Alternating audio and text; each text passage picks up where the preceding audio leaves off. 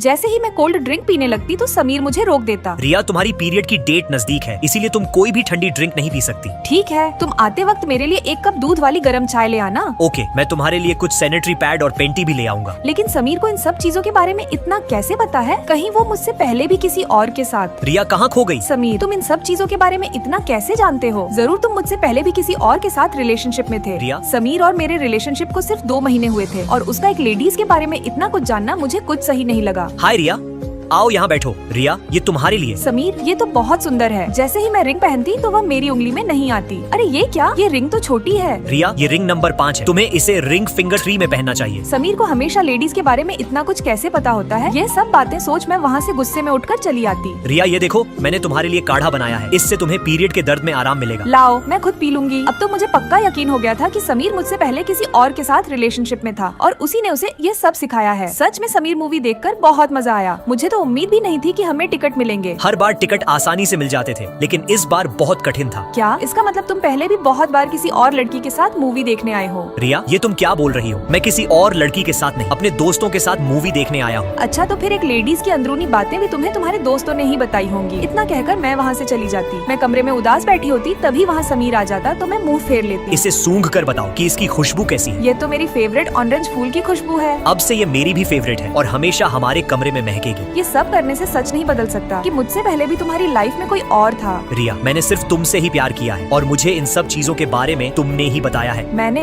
हाँ, जब तुम मुझसे छुपकर मेरी बर्थडे पार्टी का अरेंजमेंट कर रही थी तब मैंने सब सुन लिया। और जब मेरे पेट में दर्द हो रहा था तो तुमने पहली बार किचन में जाकर मेरे लिए दलिया बनाया और उसको बनाते हुए तुम पूरी काली हो गई थी। समीर, ये देखो, मैंने तुम्हारे लिए दलिया बनाया है। खा कर बताओ कैसा बना है। ये तो बहुत अच्छा बना है। क्या सच में? टन टनाटन। समीर, ये देखो, एग्जीबिशन VIP टिकट। वाओ रिया, एग्जीबिशन VIP टिकट। लेकिन तुम्हें तो इसमें इंटरेस्ट नहीं था ना? हाँ, नहीं था, लेकिन अब से तुम्हारी पसंद ही मेरी पसंद है। रिया, तुमने ही मुझे समझाया, प्यार का मतलब सिर्फ साथ रहना नहीं, एक दूसरे की दुख तकलीफ में साथ देना भी होता है। और मैंने वो रिंग तुमसे इसलिए रिंग फिंगर 3 में पहनने को कहा था क्योंकि जब तुम सो रही थी तो मैंने तुम्हारे रिंग फिंगर के नाप से ही वो रिंग बनवाई थी। और जब तुम्हें पीरियड में दर्द हो रहा था तो मैं डॉक्टर के पास गया था कि पीरियड के टाइम अपनी पत्नी का ख्याल कैसे रखा जाता है। तब डॉक्टर ने मुझे एक बुक दी जिसमें सब कुछ अच्छे से लिखा था कि पीरियड के टाइम एक लेडीज का ख्याल कैसे रखा जाता है। रिया, मेरी लाइफ में ना तुमसे पहले कोई लड़की थी और ना आएगी। मैंने यह सब तुम्हारे लिए ही सीखा था। मैं तुमसे बहुत प्यार करता हूँ। I love you Riya. Sorry Sameer, मैंने तुम पर शक किया। मुझे ऐसा नहीं करना चाहिए था। मुझे माफ कर दो। रिया, मैं तुम्हें एक शर्त पर माफ कर सकता हूँ। कैसी शर्त? अगर तुम मुझे एक पप्पी दोगी तो। समीर कहता तो मैं मुस्कुरा देती और जल्दी से उठकर समीर की दी हुई रिंग निकालकर पहन। दोस्तों, लाइक सब्सक्राइब करके कमेंट में बताओ क्या मुझे समीर को पप्पी देनी चाहिए।